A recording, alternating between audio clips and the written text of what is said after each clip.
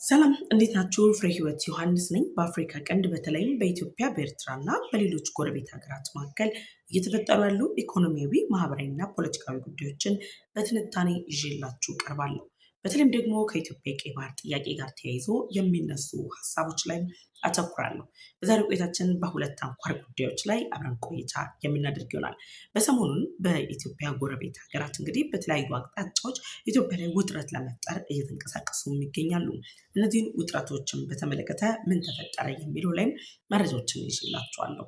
የመጀመሪያው ቀዳሚ አጀንዳችን የሚሆነው የሱዳን መንግስት ኢትዮጵያ መነሻውን ባህር ዳር አድርጎ ካርቱም አየር መንገድ ባደረገ የድሮን ጥቃት ፈጽማብኛለች የሚል ሐሰተኛ ክስን ካቀረበ በኋላ በኢትዮጵያና በሱዳን መካከል ያለው ውጥረት እየተጠናከረ መጥቷል። በኢትዮጵያና በሱዳን መካከል ያለውን ውጥረት ደግሞ መጠቀም ያደረጉ የግብፅና የኤርትራ መንግስት ባለስልጣናት ሱዳንን በመጠቀም ኢትዮጵያ ላይ የተለያዩ እንቅስቃሴዎች ለማድረግም ጥረት እያደረጉ ይገኛሉ። ከዚሁ ጋር ተያይዞ ኢትዮጵያ ምንም አይነት የተግባር ኃላፊነትን እንዳልወሰደች እንዲሁም ደግሞ በሱዳን በኩል እየተመሰረተ ያለው ክስ ሐሰተኛ መሆኑን በይፋ ከገለጸችበት ጊዜ ጀምሮ የሱዳን መንግስት ለኢትዮጵያ ምላሽ ሳይሰጥ የተለያዩ እንቅስቃሴዎችን ጀምሯል። በኢትዮጵያና በሱዳን መካከል ስትራቴጂካዊ ተብሎ የሚጠቀሰውና ለረጅም ጊዜ የግጭት ማዕከል ሆኖ የቆየው የአልፋሽጋ አካባቢ ላይም የሱዳን ጦር የጦር ሰራዊቱን ማንቀሳቀስ ጀምሯል። በዚህ ጉዳይ ላይ የሱዳን ጦር ይህንን አካባቢ ለምን ጦር ለማንቀሳቀስ ተጠቀመበት? ግብፅና ኤርትራ በጉዳዩ ላይ ያላቸው ሚና ምንድን ነው የሚለውን ጨምሮ ኢትዮጵያ ምንስ አይነት ምላሽ ልትሰጥ ትችላለች በሚለው ዙሪያ ላይ ዝርዝር መረጃን ይዤላችሁ ቀርቤያለሁ። መረጃውን ሱዳን ትሪቢዩን አዘጋጅቶታል። እኔ ደግሞ ከዛ ላይ ሀሳቦችን ወስጄ ለእናንተ የተለያዩ መረጃዎችን አደርሳችኋለሁ። ሁለተኛው መረጃችን የሚሆነው የህወሓት ቡድን ዶክተር ደብረጽዮን ገብረ ሚካኤልን ፕሬዝደንት አድርጎ ከሾመበት ጊዜ ጀምሮ በሰሜኑ አካባቢ ላይ የተለያዩ ውጥረቶች ይነሳሉ ተብሎ እየተጠበቀ ይገኛል። ቲፒኤልኤፍ ሁልጊዜም የጦርነት ነጋሪቱን እየጎሰመ ትግራይን ወደ ጦርነት ለመክተት የሚያደርገው ጥረት ጎን ለጎን የተለያዩ የጦር እንቅስቃሴዎችንና ወታደራዊ ድጋፎችን ከኤርትራና ከግብፅ እያገኘ መሆኑም ሲገለጽ ቆይቷል።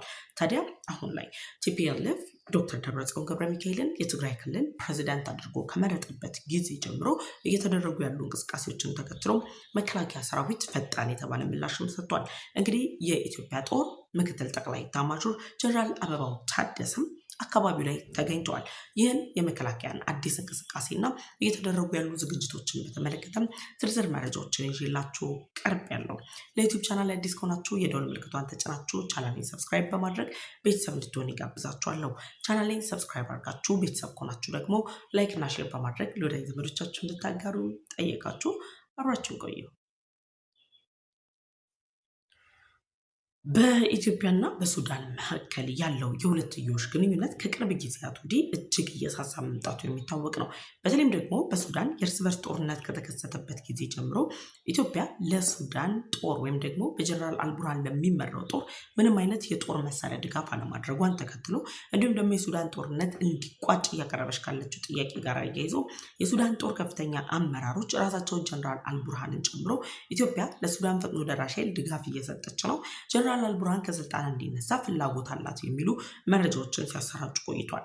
በጀነራል አልቡርሃን መንግስትና በኢትዮጵያ መካከል የላላ ወይም ደግሞ እየሳሳ የመጣውን የሁለትዮሽ ግንኙነትን ተከትሎ እነ ግብፅና እነ ኤርትራ ምቹ አጋጣሚ ወይም የተፈጠረላቸውን እድል በመጠቀም ጀነራል አልቡርሃንን በመጠቀም በኢትዮጵያ ድንበር በኩል ህዳሴ ግድቡ ላይ ከዛም በተጨማሪ ደግሞ የኢትዮጵያ የውስጥ ጉዳዮች ላይ ጣልቃ በመግባት ኢትዮጵያን የግጭት ቀጠና አድርገው የልማት ስራዎች እንዳይከናወኑ የተለያዩ ጥረቶችን ሲያደርጉ ቆይቷል። ታዲያ አሁን ላይ የሱዳን የእርስ በርስ ጦርነት እየተጠናከረ መጥቶ የሱዳን ፈጥኖ ደራሽ ኃይሉ በጀነራል አልቡርሃን እይታ በአጭር ጊዜ ውስጥ በጦርነት ተሸንፎ ለቆ ይወጣል የሚል ግምቶች ተነስተው በነበረበት ወቅት ላይ ጀነራል አልቡርሃን ካልጠበቁት ውጭ በመሆን የሱዳን ፈጥኖ ደራሽ ኃይል የተሻለ አቅምን በማጠናከር የራሱን የሆነ ወታደራዊ አቅም አጠናክሮ አሁን ላይ የሱዳን ጦር ካለው የጦር አቅም የተሻለ 450 ሺህ የሚጠጋ ታጣቂዎችን በማደራጀት ጭምር ለጀነራል አልቡርሃን ፈታኝ ሆኖበታል። ፈታኝ ከመሆኑ ባለፈ ደግሞ የሱዳን ፈጥኖ ደራሽ ኃይል ከተባበሩት አረብ ኤሚሬት የሚታጠቃቸው አደገኛ ድሮኖች እና ሌሎች የጦር መሳሪያዎችን ጭምር በመጠቀም ጀነራል አልቡርሃንን በመደገፍ የሱዳንን አሁናዊ ሁኔታ ለማበላሸት እየሰሩ ያሉት ግብፅና ኤርትራንም ተደጋጋሚ ማስጠንቀቂያዎችን ጭምር ሲሰጣቸው ቆይቷል። ይህ በእንዲህ እንዳለ የሱዳን ፈጥኖ ደራሽ ኃይል መጠናከር ስጋት ያሳደረባቸው የሱዳን ከፍተኛ ባለስልጣናት አሁን ላይ ሙሉ ለሙሉ ፊታቸውን የተባበሩት አረብ ኤምሬት ናት ስደግፍ የነበረው ከሚለው በማንሳት መነሻቸውን ኢትዮጵያ ያደረጉ የተለያዩ ድሮኖችና የጦር አውሮፕላኖች የሱዳን ከተማ ካርቱምን ጨምሮ በጀነራል አልቡርሃን ይዞታዎች ላይ ጥቃት እየፈጸሙ ነው በማለት ራሳቸው ውጥረትን ጀምረውታል። በዚህ ውጥረት መጀመር ሱዳን በኢትዮጵያ ላይ ቀጥተኛ ክስ ስታቀርብ፣ ኢትዮጵያም ደግሞ በቀጥተኛ መንገድ በሰጠችው ምላሽ ከዚህ ጦርነት በስተጀርባ እጇ እንደሌለበት አረጋግጣ የተፈጸመው የድሮን ጥቃትም ኢትዮጵያ የማይመለከታትና ሐሰተኛ ክስ መሆኑን ጭምር ገልጻለች። ይህንን በገለጸችበት ማግስት ሱዳን ከኢትዮጵያ ጋር ወደ ጦርነት ለመግባት በምታደርገው ጥረት ላይ በኢትዮጵያና በሱዳን መካከል ለረጅም ጊዜ የውጥረት ማዕከል የሆነው ሱዳን የግዛቴ አካል ነው በሚል ደረጃ ጭምር ወረራ በመፈጸም ልትቆጣጠረው የምትፈልገውን አልፋሽጋ አካባቢ ላይ ኢትዮጵያ የወሰደችባትን ብልጫ መነሻ አድርጋ አሁን ላይ ሱዳን በአልፋሽጋ አካባቢ ወታደራዊ እንቅስቃሴዎችን ጀምራለች። አልፋሽጋ አካባቢና ደን ደግሞ የገዳሪፍ በተባለ የድንበር አካባቢዎች ላይ የጦር ሰራዊቱን ያሰማራው የጀነራል አልቡርሃን ጦር ይህን የጦር ሰራዊት ሲያሰማራ ለብቻው አይደለም። ምክንያቱም የጀነራል አልቡርሃንን ጦር የሚደግፉት ግብፅና ኤርትራ ከዚህ የጦር ስምሪት ጀርባ እንዳሉበት ጭምር ይገለጻል። በተደጋጋሚ በኢትዮጵያና በሱዳን መካከል ውጥረት ሆኖ የቀጠለው የህዳሴ ግድብን ጭምር በግብፅ ተልዕኮ በራሷ በሱዳን ተነሳሽነት ለማፍረስ በሚያደርጉት ጥረት የአልፋሽጋና የገዳሪፍ ግዛትን በመጠቀም ኢትዮጵያ ላይ ጦራቸውን ለማዝመት ሲንቀሳቀሱ ነበር። አሁንም የሆነው ይሄ ነው።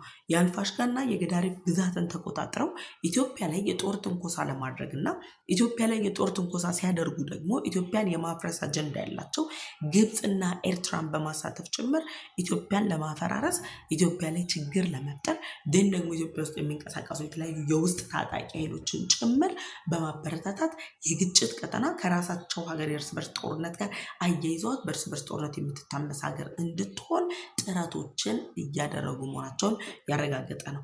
ይህ መረጃ ወደ አልፋሽጋና ገዳሪፍ አካባቢ ላይ የሱዳን ጦር አልተሰማራም እንዳይባል ሱዳን ትሪቢዩን ነው ይህንን መረጃ ያጋራው።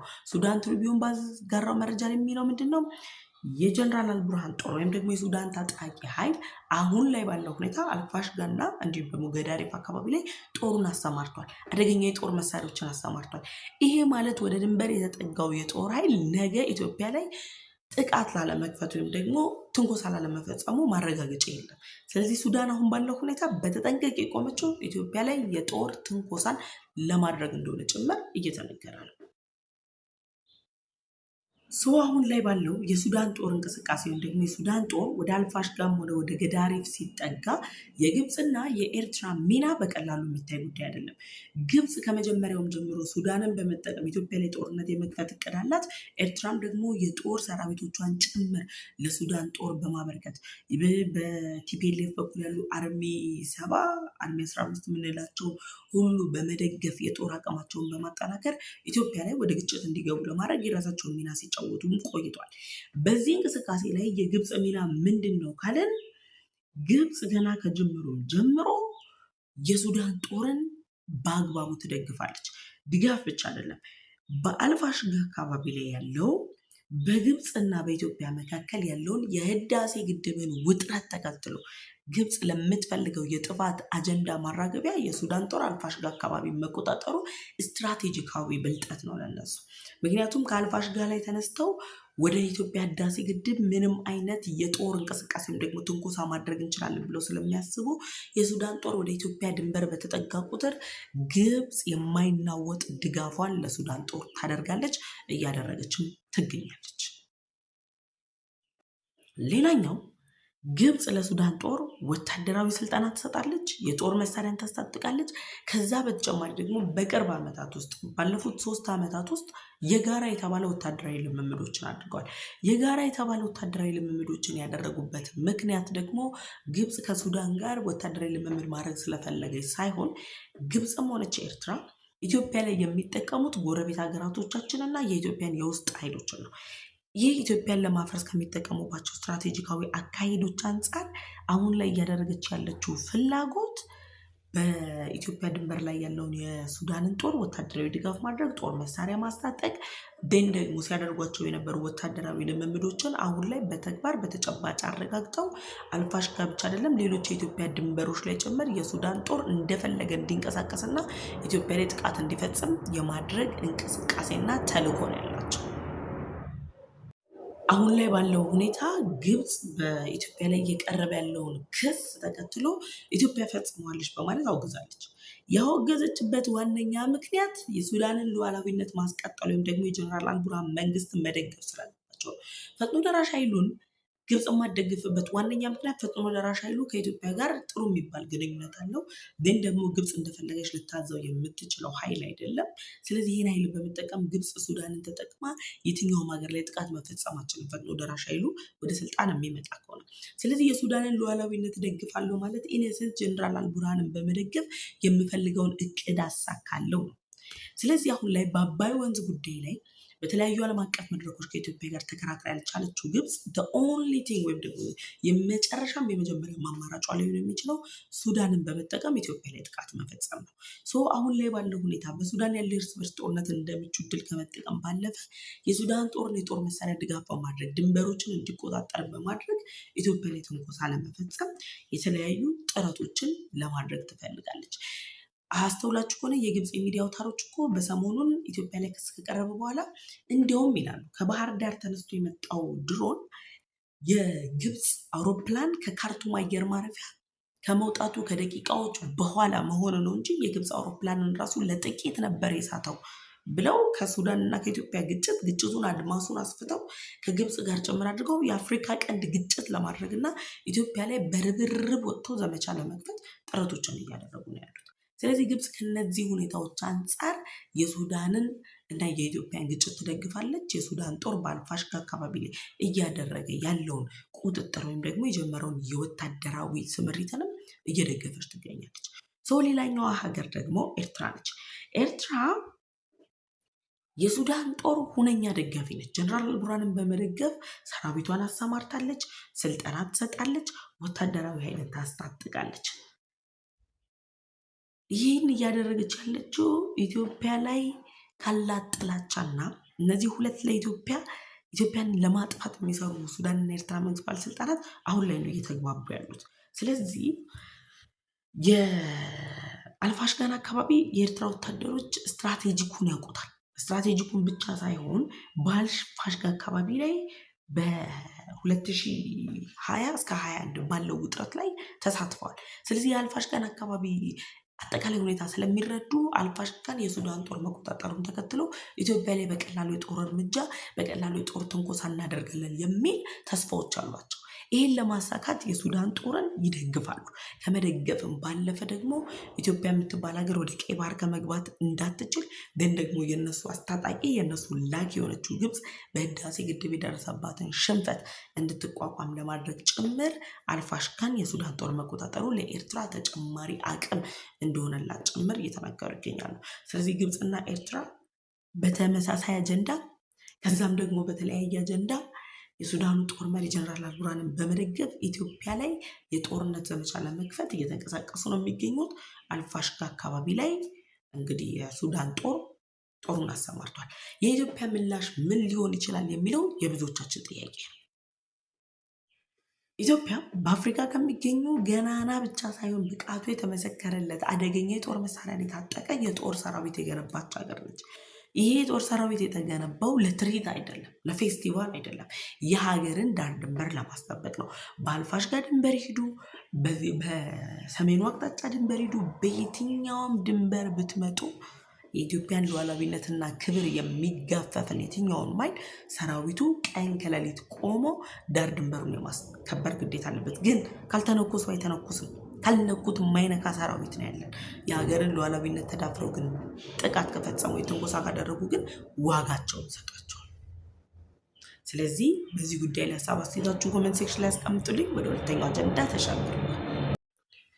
ሁለተኛው አጀንዳችን እንግዲህ የሀገር ውስጥ ባንዳዎች ከዛ ደግሞ የሀገር ውስጥ ባንዳዎችን በመደገፍ ኢትዮጵያ ላይ ጥቃት ለመፈጸም ሲዘጋጁ የነበሩት የኤርትራ የጦር ሰራዊትና የኤርትራ ባለስልጣናት በሰሜን አቅጣጫ በኩል የሰሜን ድንበሮችን ተጠቅመው ኢትዮጵያን እናፈራረሳታለን፣ ጦርነት እንከፍታለን እያሉ ባሉበት በዚህ ወቅት ላይ የሰሜን ምዕራብ እዝ ላይ እንግዲህ የኢትዮጵያ የጦር ሰራዊት ምክትል ጠቅላይ ኤታማዦር ሹሙ ጀነራል አበባው ታደሰ ወደዛ ስፍራ አቅንተዋል።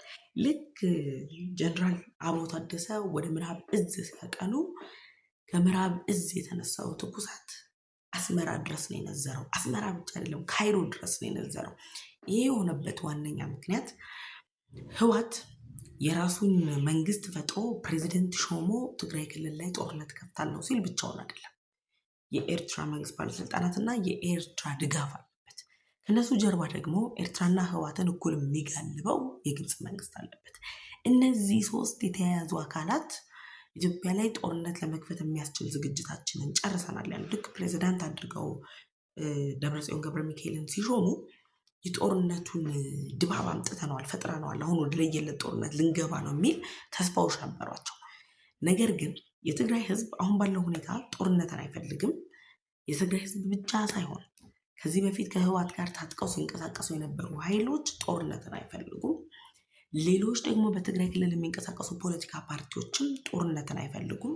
ወጣቶች መዋጋት አንፈልግም እያሉ ባሉበት በዚህ ወቅት ላይ ነው እንግዲህ ፕሬዚዳንት አድርገው ሾመው ጊዜያዊ አስተዳደሩን ከስልጣን እናስወግዳለን፣ እኛን እንደ ትግራይ መንብጃት ብለዋል። ይህን እያሉ ባሉበት በዚህ ወቅት ላይ የኤርትራ መንግስትም ጦሩን ለማዝመት መጠቀሚያ የሚያደርገው ህወሓትን ነው። በሱዳን ሲያሰለጥን ነበር። ደን ራሳቸው ኤርትራ ሲያሰለጥኑ የነበሩት ኃይሎች አሉ። የጦር መሳሪያዎችን ሲያስታጥቅ ነበር። ስለዚህ አሁን የጦርነት ፊሽካውን ልንነፋው ነው ሲሉ የኢትዮጵያ መከላከያ ሰራዊት ምክትል ጠቅላይ ኤታማዦር ሹም ጀነራል አበባው ታደሰ ሰሜን ምዕራብ እዝ ሄደዋል። መሄዳቸው ብቻ አይደለም፣ ሄደው በሰሜን ምዕራብ እዝ ያለው የጦር ሰራዊት ለሀገር ውስጥ ባንዳም ሆነ ለውጭ ኃይሎች ለኢትዮጵያ ታሪካዊ ጠላቶች የማይበገርና አሁንም ቢሆን ማንም ቢመጣ ማስተናገድ የሚችልበት አቅም መፍጠሩንና በተጠንቀቅ መቆሙንም አረጋግጠዋል። ጀነራል አበባው ታደሰ ሰሜን ምዕራብ እዝ ሄደው የሰራዊቱን አሁናዊ ሁኔታ አሁናዊ አቋም ሲያረጋግጡ መልእክቱ አገር እናፈርሳለን ለሚሉ ኃይሎች ነው። በምዕራብ እዝ በኩል በሰሜን ምዕራብ እዝ በኩል አይደለም አንዲት የጦር መሳሪያ ንፋስ ያለ ሰራዊቱ ፍቃድ ማለፍ እንደማትችል ያረጋገጠም ኩነት ነው። አሁን ባለው ሁኔታ ጀነራሉ ወደ ሰሜን ምዕራብ እዝ ሲያመሩ የሰራዊቱን የአካል የስነ ልቦና ዝግጁነት አረጋግጠዋል። ዝም ብለህ እንደ ቀልድ ከሜዳ ሰብስበክ አስገድደህ እንደምታወገው አይደለም። በነገራችን ላይ ይህ ሰራዊት ለረጅም ጊዜያት የጠላትን ስራ ሲያከሽፍ የቆየ ነው። ኤርትራ እኮ ዛሬ አይደለም በኢትዮጵያ ላይ ትንኮሳ መክፈት የጀመረችው። ህወሓት ዛሬ አይደለም ትንኮሳ የፈጠረው። እኛ ያልሰማናቸው በጣም ብዙ ሚሽናቸው የፈረሱ ትንኮሳዎች አሉ። እነዚህን ትንኮሳዎችን ሲያፈርስ የቆየው የመከላከያ ሰራዊት አሁን ላይም በሰሜን ምዕራብ እዝ በኩል በተጠንቀቅ ቆም ያለው ደፍሮ የሀገር ሉዓላዊነትን እጋፋለሁ ብሎ በኢትዮጵያውያን ላይ ጥቃት ለመክፈት የሚያስብ ኃይል ካለ ይምጣና ይሞክር፣ ዝግጁ ነን የሚል መልእክት ተላልፏል። ይህንን እያደረገች ያለችው ኢትዮጵያ አስቀድሞ ምን ብለዋል? የኤርትራና የግብፅ ባለስልጣናት ጦሯን እያዘጋጀች በየመድረኩ የጦር ጀነራሎቻቸው ባለስልጣኖቻቸው እያደረጉት ያለው ንግግር ወደ ጦርነት የመግባት ፍላጎት እንዳላቸው ነው ብላ ወደ ጦርነት የመግባት ፍላጎት እንደሌላት ኢትዮጵያ በተግባር አረጋግጣለች። ፍላጎት ቢኖረንማ ጦራችንን አሰልፈን አሰብን ዛሬ አይደለም ትናንት ገና ጥያቄውን ስናነሳ ማስመለስ እንችል ነበር። የኢትዮጵያና የኤርትራን የጦር አቅም ስለምናውቀው እስከ ተላላኪዋ ግብፅ ድረስ ላኪና አላላኪ እስከ አስታጣቂዋ ግብፅ ድረስ ስራቸውን አክሽፎ የኢትዮጵያ ጦር ማርኮ አይደለም አሰብን ሌሎች ለእኛ የሚገቡ ቦታዎችን ጭምር በቁጥጥራችን ማድረግ የምንችልባቸው እድሎችና አቅሞች ነበሩ። ይህንን ነው አሁን ድረስ የግብፅ ባለስልጣናትም ሆነ የኤርትራ መንግስት ባለስልጣናት ያልተረዱት። ስለዚህ ህወሓትን በመጠቀም ጦርነት እንከፍታለን የምትሉ እነ ጀነራል ምግበይን እነ ሞንጆሪኖን ዶክተር ደብረጽዮን ገብረ ሚካኤልን ስታስታጥቁና ስታሰለጥኑ የቆያችሁ የኤርትራና የግብፅ ባለስልጣናት አቴንድ ኦፍ ዘ ዴይ ላይ የሰሜን ምዕራብ እዝ በተጠንቀቅ ቆሞላቸዋል። ታሪካዊ ጠላታችንንም ውስጣዊ ባንዳዎችንም የእጃቸውን ለመስጠት ድባቅ ለመምታት የሚያስችል አቅም ወይም ደግሞ ዝግጅት አድርጓል። ለማለት ያክል ነው። በዚህ ጉዳይ ላይ ሀሳብ አስተያየታችሁን ኮሜንት ሴክሽን ላይ አስቀምጡልኝ። አብራችሁ የቆየሁት ፍሬህይወት ዮሐንስ ነበርኩኝ። ለዩቲዩብ ቻናል አዲስ ከሆናችሁ የደወል ምልክቷን ተጭናችሁ ቻናሌን ሰብስክራይብ ማድረግ እንዳትረሱ። ቻናሌን ሰብስክራይብ ካደረጋችሁ ደግሞ ላይክ እና ሼር በማድረግ ለወዳጅ ዘመዶቻችሁ አጋሩልኝ። በቀጣይ በሌሎች ዝግጅቶች እመለሳለሁ። ቸር ቆዩ።